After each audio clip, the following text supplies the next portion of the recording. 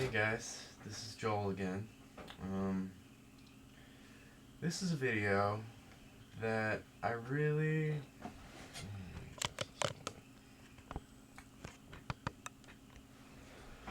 I, I wasn't planning on making, or at least making yet, because it's a little bit personal, and it's a little bit sad, and I didn't want to come off as whining or like I wanted people to pity me, but I think it is an important part of understanding what my life is about right now, and hopefully I can relate it back, and maybe you can get something out of it as well. Um, so, as I mentioned in an earlier video, up until about August, I was living and working at a youth hostel, and it was the good old days. Let's say it was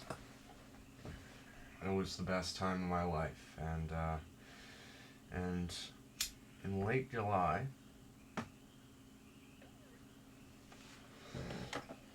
I got a call from my grandparents, who I'm living with now in Los Angeles, that my grandmother was diagnosed with breast cancer.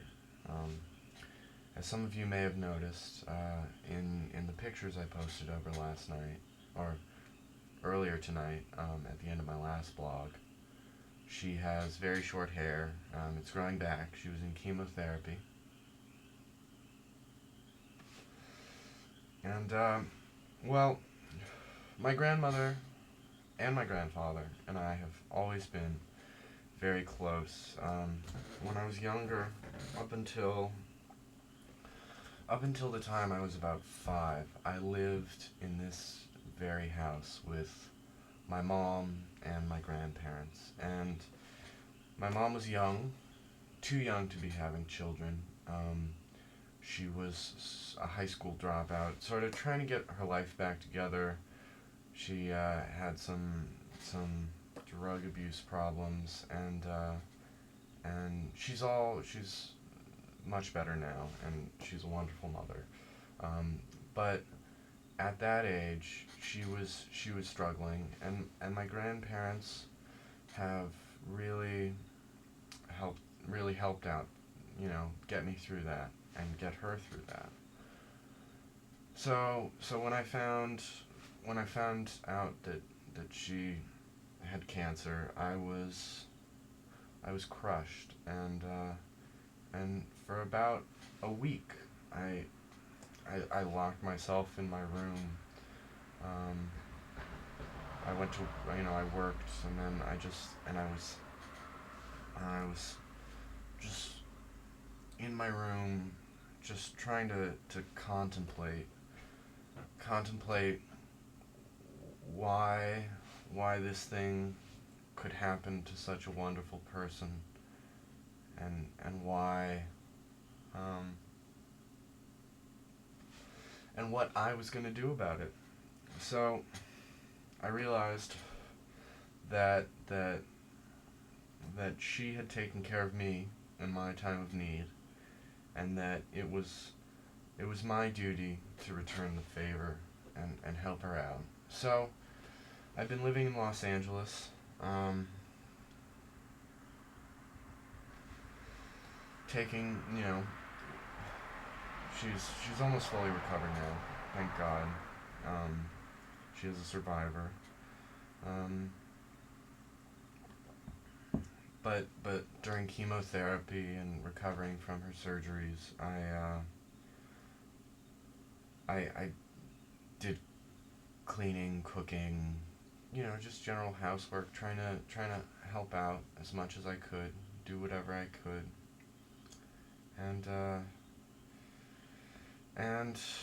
so I guess that's my story. And I guess I wanted to discuss some of the issues that the the conflicts that this brought up in my mind. What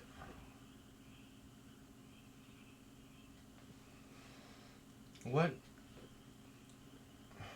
I guess the classic phrasing of it is, why do bad things happen to good people? And and up until that, my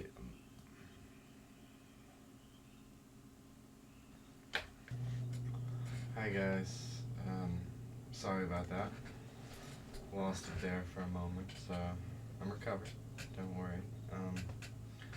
But continuing, why do good things happen?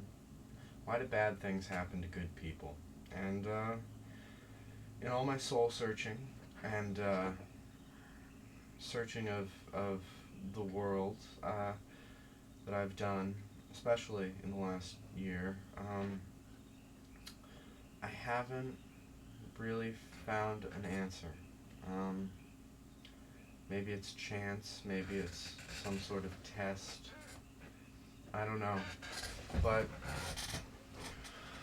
what I can say is that when bad shit happens, and it's bound to, um, take it take it as well as you can. Do do your best to work through it, because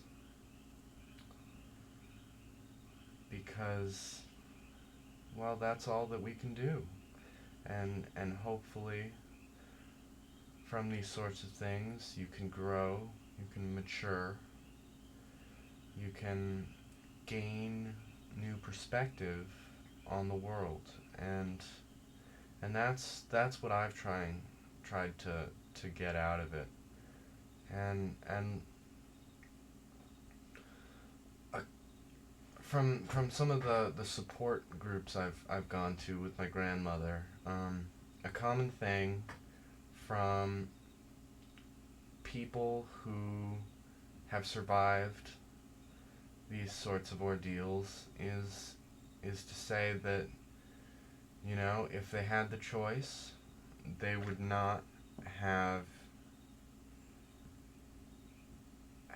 given it up. They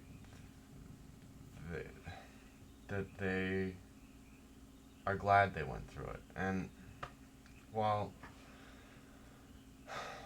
I I can't really say that, I can say that all three of us, myself and my grandparents, are better people because of what we went through.